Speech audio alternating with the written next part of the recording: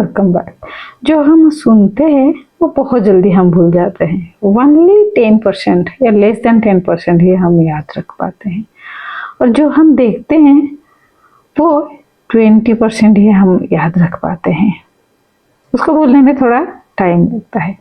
लेकिन जब हम सुनते हैं और करते भी हैं तो हम 50% वो चीज़ को परफेक्ट भी कर पाते हैं, याद भी रख पाते हैं।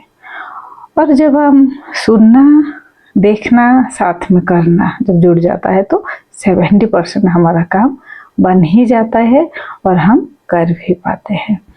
तो इसीलिए 3 चीज़ों का इम्पोर्टेंस है। केवल पढ़ना नहीं या केवल सुनना नहीं है।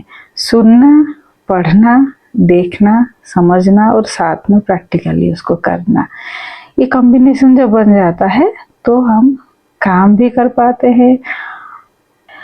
लेकिन जो हम करते हैं वो हम समझते हैं, कभी नहीं हम भूल सकते उसको। समझते हैं, एक्सपीरियंस करते हैं और उस अनुभव को हम बहुत सारे सिचुएशन में यूज भी करते हैं, है ना। तो सुनना, श्रवण एंड देखना और साथ में करना, ये तीनों का एक कॉम्बिनेशन होता है। सुन के हम बहुत कम याद रख सकते हैं और बाद में वो भूल भी जाते हैं। देख के हम थोड़ी समय तक के लिए एक दिमाग में एक छाप हम पैदा कर सकते हैं, लेकिन हम जब करते हैं, उसको समझते हैं, उसका अनुभव लेते हैं और उस एक्सपीरियंस को हम अलग अलग सिचुएशन में यूज़ भी करते हैं और जीवन भर कभी भूलते भी नहीं है। आप याद करो, बचपन में कभी आप कुछ किए हो, अभी तक वो आपका मेमोरी में पड़ा है, आप कभी भूले नहीं हो। और जब भी आप उस सिचुएशन में निकलते हो या वो चीज़ करते हो, वो पास्ट का जो मेमोरी है आपका ट्रिगर हो जाता है। आपको तुरंत याद आ जाता है, अरे हाँ हाँ, ये चीज़ मैंने किया था जब स्कूल में थी या कॉलेज में थी, ये चीज़ तो मैंने किया था, मुझे याद है।